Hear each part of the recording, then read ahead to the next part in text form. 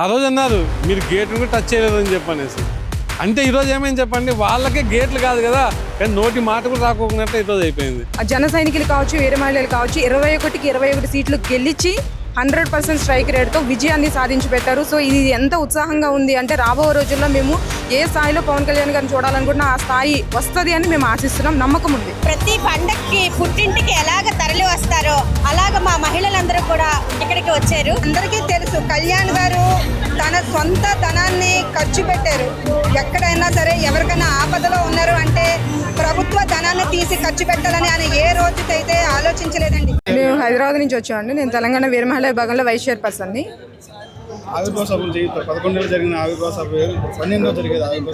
అవునండి, ఇప్పుడు దాకా 10 సంవత్సరాలు పవన్ కళ్యాణ్ గారి యొక్క కష్టం, ఆయన యొక్క శ్రమ, అవమానాలు, అవహేళనలు ఇవే చూసాం. సో ఆయన యొక్క కష్టమే ఈరోజు ఈ ఆవిర్భావ సభ కాదు, విజయోత్సవ సభ అని మేము అనుకుంటున్నాం. ఎందుకంటే పవన్ కళ్యాణ్ గారిని ఆర్థికంగా తొక్కిపట్టాలని చూశారు, అవమానించారు. కానీ అవన్నీ ఎదుర్కొని అతల పాతాళానికి అవన్నీ తొక్కి ఈరోజు జన సైనికులు కావచ్చు, వీర మహిళలు కావచ్చు 21కి 21 సీట్లు గెలిచి 100% స్ట్రైక్ రేట్తో విజయాన్ని సాధించి పెట్టారు. సో ఇది ఎంత ఉత్సాహంగా ఉంది అంటే రాబో రోజుల్లో మేము ఏ స్థాయిలో పవన్ కళ్యాణ్ గారిని చూడాలనుకుంటున్నా ఆ స్థాయి వస్తుంది అని మేము ఆశిస్తున్నాం. నమ్మకం ఉంది. సో ఆంధ్రాలో పంచాయతీరాజ్ శాఖ తీసుకున్నాను. చాలామంది ఏమన్నారంటే హోంశాఖ తీసుకోకుండా ఆయన పంచాయతీరాజ్ శాఖ తీసుకున్నారని దానికి కూడా అవహేళన చేశారు. కానీ పంచాయతీరాజ్ శాఖలో రోడ్లు వ్యవస్థ, ఎందుకంటే ముఖ్యంగా చూస్తే గిరిజన గ్రామాల్లో ఆ తండాల్లో అసలు రోడ్డు సదుపాయం అనేది లేదు. సో ఇప్పుడు వాళ్ళకి రోడ్డు సదుపాయం వల్ల వాళ్ళ యొక్క ఆర్థిక పరిస్థితి మెరుగుపడుతుంది. ఎందుకంటే రోడ్డుతో అనుసంధానం చేయడం వల్ల వాళ్ళు పక్కకైనా వెళ్ళి ఆర్థికంగా ఎదగడం కోసం, వాళ్ళు వ్యాపారం చేసుకోవడం కోసం, చదువుకోవడం కోసం ఇవన్నీ కూడా రోడ్డు సదుపాయం ఉంటేనే వస్తుంది. సో డోలీ మూతలు లేని రాష్ట్రంగా చేస్తానని చెప్పారు. అలాగే ఇప్పుడు ఆయన చేస్తున్నారు. ఒకప్పుడు హామీ ఇచ్చారు, సో అవన్నీ నెరవేరుస్తున్నారు.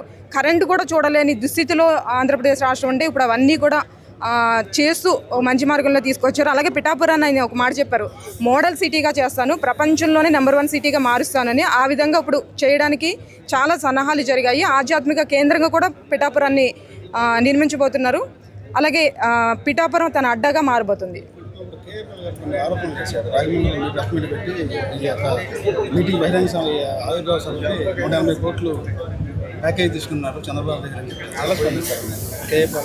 కేఏ పాల్ గారిని అసలు మేము రాజకీయ నాయకుడిగా చూడలేదని నేను జోకరు. సో ఈ పవన్ కళ్యాణ్ గారిని విమర్శించేంత అర్హత అయితే ఆయనకి లేదు. సో ప్యాకేజీ తీసుకునే వాళ్ళు అయితే ఆయన సినిమాలు వదులుకొని రారు. సొంత డబ్బులు ఖర్చు పెట్టి ప్రజలకు సేవ చేసిన వ్యక్తి, అంటే అధికారంలో రాకముందు చేసిన వ్యక్తి. సో ఆయన అన్నంత మాత్రాన్ని అదేం జరిగిపోదు, అదేం నిజం కాదు. మేము ఆయన్ని జోకర్గానే చూసినాం. గత 11 ఆవిర్భావ సభకి ఈ సంవత్సరం జరుపుకునే 12వ ఆవిర్భావ సభకి చాలా వ్యత్యాసం అయితే ఉంది. ఎందుకంటే ఒక పండగ వాతావరణం అయితే ఏర్పడింది. ప్రతి పండగకి పుట్టింటికి ఎలాగ తరలి వస్తారో అలాగ మా మహిళలందరూ కూడా ఇక్కడికి వచ్చారు.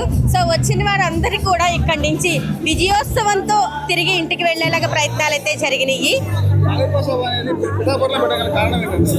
అంటే ఈ ఆవిర్భావ సభ అనేది పిఠాపురంలో పెట్టడానికి గల కారణం, పిఠాపురం ప్రజలైతే చాలా పుణ్యం చేసుకుని పుట్టారు. ఎందుకంటే అది వైజాగ్ ప్రజలకి దక్కలేదు, ఉత్తరాంధ్ర ప్రజలకి అది వాళ్ళు కోల్పోయారు. ఈ పిఠాపురం ప్రజలు ఎంతో పుణ్యం చేసుకుంటే ఇక్కడ ఈ ఆవిర్భావ సభ అనేది పెట్టడం జరిగింది. నాది కాకినాడ జిల్లా.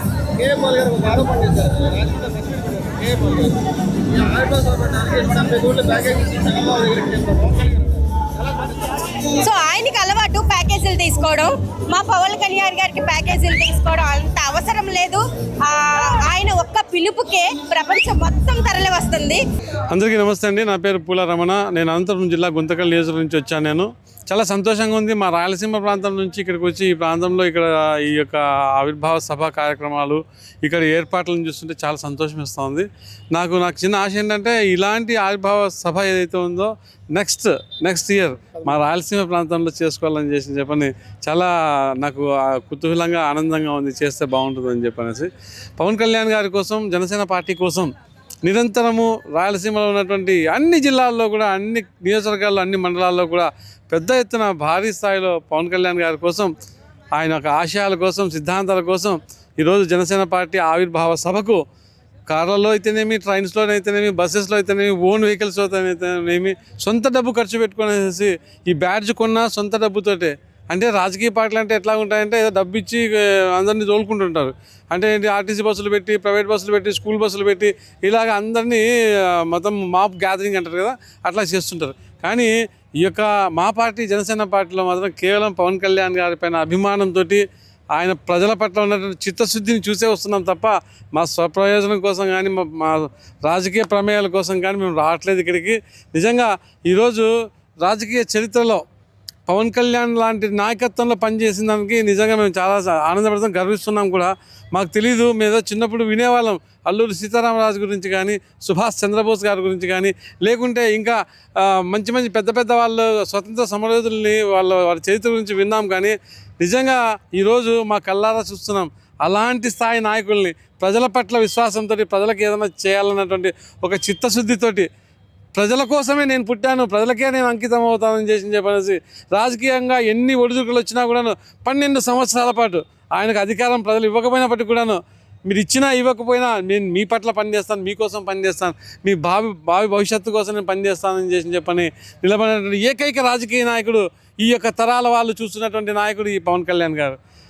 భవిష్యత్తులో మేము చనిపోయిన తర్వాత ఇంకా ఒక 50 ఏళ్ళు 60 ఏళ్ళ తర్వాత మా పిల్లలు చెప్పుకుంటారు, మా నాన్నగారు జనసేన పార్టీ కోసం పనిచేశాడంట, పవన్ కళ్యాణ్ గారి దగ్గర ఆయన దగ్గర ఉండి ఆయన ఆశయాల కోసం, ఆయన సిద్ధాంతాల కోసం కష్టపడి పనిచేశాడని చెప్పనేసి ఆనందంగా చెప్పుకుంటారు మా పిల్లలు. మాకు అది చాలు. మేము ఏదో ఈరోజు ఈ రాజకీయ పార్టీలో ఉంటే 4 డబ్బులు సంపాదించవచ్చానో, లేకుంటే పరపతి పెంచుకోవచ్చానో, కాంట్రాక్టులు తెచ్చుకోవచ్చు, ఇవన్నీ మాకు అవసరమే లేదండి. మాకు కావాల్సింది ఒకటే, మా నాయకుడు మా పవన్ కళ్యాణ్ గారి కోసం, జనసేన పార్టీ కోసం నిరంతరం పనిచేస్తాం. ప్రాణాలు పోయినా కూడాను ఎక్కడ కూడాను ఏ పార్టీలకి తలవగ్గాం. మేము నికారస్సైనటువంటి జనసైనికులము, జనసేన కోసం, పార్టీ కోసం పనిచేస్తామని చెప్పని సందర్భంగా తెలియజేసుకుంటున్నాను. పవన్ కళ్యాణ్ విమర్శించడం ఈరోజు మళ్ళీ అదే పార్టీలోకి వస్తున్నారు, ఎలా తీసుకుంటున్నారు అందరినీ? అంటే ఒకటండి, మనిషి అన్నాక మార్పు అనేది రావచ్చును, కానీ అది మనస్ఫూర్తిగా వచ్చిన మార్పు అయితే మంచిది. కాకుండా యాక్టింగ్ అంటారు కదండి, యాక్షన్లు చేస్తూ ఈరోజు పవన్ కళ్యాణ్ గారికి ఏదో స్థాయి వచ్చింది, ప్రజలందరూ ఆయనకు బ్రహ్మరథం పడుతున్నారని చెప్పని ఆ యొక్క మాపులో మేము కూడా దూరుకుంటే మాకేదో మంచి జరుగుతుందని చెప్పని ఇట్లాంటి వాళ్ళంతా లాభం లేదండి. ఈయన ఎట్లా అంటే సముద్రం లాంటి వారండి, ఎవరు వచ్చినా రానివ్వండి, పర్లేదు, మాకే ఇబ్బంది ఏం లేదు. కానీ మా లాంటి నిస్వార్థమైన జన సైనికులు మాత్రం ఆయన కోసం మా ప్రాణం ఉన్నంత వరకు పనిచేస్తామని చెప్పి సందర్భం. ఎన్నికల ముందు రకరకాలుగా మాట్లాడారు పవన్ కళ్యాణ్ గారిని, ప్యాకేజ్ స్టార్ అన్నారు, 3 పెళ్ళిళ్ళు అన్నారు, రకరకాల విమర్శించారు. ఏం చెప్తారు అప్పుడు? అంటే నేను అనేది ఏంటంటే, ఇప్పుడు వాళ్ళకందరికీ ఇప్పుడు సిగ్గు వచ్చింది కదండి. ఇప్పుడు ప్రజలు పవన్ కళ్యాణ్ గారిని అనిన దానికి, విమర్శించిన దానికి ప్రజలు వేసిన శిక్షనే ఈరోజు అనిపిస్తున్నారు వాళ్ళు. ఆ రోజు అన్నారు మీరు గేట్ను కూడా టచ్ చేయలేదని చెప్పనేసి. అంటే ఈరోజు ఏమైంది చెప్పండి, వాళ్ళకే గేట్లు కాదు కదా, కానీ నోటి మాట కూడా రాకోకున్నట్టు ఈరోజు అయిపోయింది. ఇవన్నీ ఎట్లా ఉంటాయంటే, ఏదో ఒక ఇది అంటారు కదండి, రాజకీయంగా ఏదో పెద్ద మేధావులో మేము ఏం చెప్తే జరుగుతుంది ఎట్లా అని చెప్పంటారా, ఇదంతా చాలా అవాస్తవం. ఇది ప్రజలు అంత పిచ్చివాళ్ళు కాదండి, ప్రజలు చూస్తున్నారు. గత ప్రభుత్వానికి గుణపాఠం చెప్పారా లేదా చెప్పండి, ఈ సందర్భంగా నేను అడుగుతున్నా. కాబట్టి ప్రజల్ని ఎవరిని కూడా తక్కువగా అంచనా వేయడానికి లేదు. పవన్ కళ్యాణ్ గారు 2 చోట్ల ఓడిపోయినటువంటి సందర్భం ఉన్నప్పటికీ కూడా ఆయన సొంత డబ్బు ఖర్చు పెట్టుకుంటూ, రైతులకు పంచుకుంటూ, పేదలకు పంచుకుంటూ ప్రజల పక్షాన్ని నిలబడ్డాడు. కాబట్టి ఈరోజు ప్రజలు 2 సంవత్సరాల పాటు జరిగిన ఆవిర్భావ సభ అనేది చాలా వేరండి. ఈరోజు రేపు మనం జరుపుకునే జనసేవ ఆవిర్భావ దినోత్సవం అనేది చాలా స్పెషల్ అని చెప్పుకోవాలండి. ఎందుకంటే మనకి అధికారం లేనప్పుడు, అధికారం ఉన్నప్పుడు, అలాగే ఎన్నో కష్టాలు పడ్డాము. అయినా సరే పార్టీని ఆయన ఎక్కడ తగ్గకుండా పార్టీని 11 ఏళ్ల పాటు ఆయన నడిపించారు. ఈరోజు మనకి అధికారం వచ్చిన తర్వాత, లాస్ట్ టైం ఆయన ఎలక్షన్ ముందు చెప్పారు కూడాని, ఈసారి జరగబోయే 12వ ఆవిర్భావ సభ అధికారంలో ఉన్నప్పుడే చేసుకుంటాము అని ఆయన చెప్పడం జరిగిందండి. ఆ మాట అన్నట్టుగానే ఈ సంవత్సరము మనము అధికారంలో జనసేన ఆవిర్భావ దినోత్సవం అనేది జరుపుకుంటున్నామండి.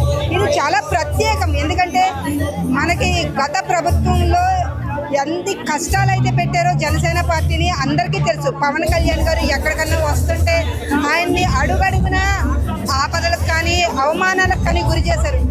ఈరోజు 100% స్ట్రైక్ రేట్ని ఆంధ్రప్రదేశ్ ప్రజలైతే కానీ జనసేనకి ఇవ్వడం జరిగింది. ఎవరి వ్యాఖ్యల్ని ఎలా స్పందించాలన్నా అండి, మనందరికీ తెలుసు కళ్యాణ్ గారు తన సొంత ధనాన్ని ఖర్చు పెట్టారు. ఎక్కడైనా సరే ఎవరికైనా ఆపదలో ఉన్నారు అంటే ప్రభుత్వ ధనాన్ని తీసి ఖర్చు పెట్టాలని ఆయన ఏ రోజుకైతే ఆలోచించలేదండి. ఆయన ఒక్క రూపాయి కూడా ఆయన స్వార్జితంలోంచే ఖర్చు పెట్టారు. అది ప్రజలందరికీ తెలుసు. అందుకే ఈరోజు ఆయనకి పట్టం కట్టారు. వర్మ గారిని వైసీపీ వాళ్ళు జనసేన వెన్నుపోటు పొడిచింది అనడానికండి. వర్మ గారు టీడీపీ గవర్నమెంట్ అండి. అది పూర్తిగా టీడీపీ వాళ్ళ సొంత ఆలోచన అండి. మన సీఎం గారు చంద్రబాబు నాయుడు గారు ఎటువంటి ఆలోచన తీసుకుంటారో, ఎటువంటి వాళ్ళు ఎటువంటి వర్మ గారికి ఏమి ఇవ్వాలనేది చంద్రబాబు గారి నిర్ణయం అండి. వాళ్ళ నిర్ణయాలకి వాళ్ళు కట్టుబడి ఉంటారండి. ఇందులో జనసేన పవన్ కళ్యాణ్ గారు హస్తం అనేది ఏమీ ఉండదండి. చంద్రబాబు నాయుడు గారు వర్మ గారికి ఏమి ఇవ్వాలంటే అది ఇస్తారు. ఈ సంవత్సరం కాకపోతే 2 సంవత్సరాల తర్వాత ఇస్తానని ఆయన ముందుగానే చెప్పారు. Thank you. నా పేరు ఎస్ఎస్సీనా బేగం అండి. నేను కర్నూలు నుంచి వచ్చాను. జనసేన పార్టీ రాయలసీమ వీర మహిళా ప్రాంతీయ కమిటీ కోఆర్డినేటర్గా. సో రేపు జరగబోయే ఈ సభకి చాలా మంది లక్షల్లో రావడానికి అవకాశం ఉంది. ఎందుకంటే లాస్ట్ ఇయర్ ఫార్మేషన్ డే రోజున మన అధినేత పవన్ కళ్యాణ్ గారు నేను గెలిచి మా ఆవిర్భావ దినోత్సవం జరుపుకుంటామని ఒక్క మాట చెప్పారు. ఆ మాట ఆయన నిలబెట్టుకున్నారు. ఖచ్చితంగా ఆయన చెప్పిన మాట రేపు నెరవేరబోతుంది. ఎందుకంటే గెలిచిన తర్వాత ఫస్ట్ టైం ఆవిర్భావ సభ చాలా గ్రాండ్ సక్సెస్గా చేయబోతున్నారు. గతంలో కన్నా పార్టీ పరిస్థితి ఎలా అంటే వైసీపీ ప్రభుత్వం చూసాము. 175 మెంబర్స్ ఉన్న వైసీపీ ఎమ్మెల్యేస్ ఎంపీస్తో సహా ఇప్పుడు 11 మందికి వచ్చి పడిపోయినారంటే ప్రజల పక్షాన వైసీపీ ఎలా ఉంది, కూటమి ప్రభుత్వం ఎలా ఉందనేది ప్రజల ఓట్ల రూపంలోనే మనం తెలుసుకున్నాం. కూటమి ప్రభుత్వాన్ని గెలిపించినారు. ప్రజల పక్షాన నిలబడే నాయకుడిని ప్రజలు గెలిపించినారు. ఖచ్చితంగా మా నాయకుడు ప్రజల పక్షాన నిలబడతారు.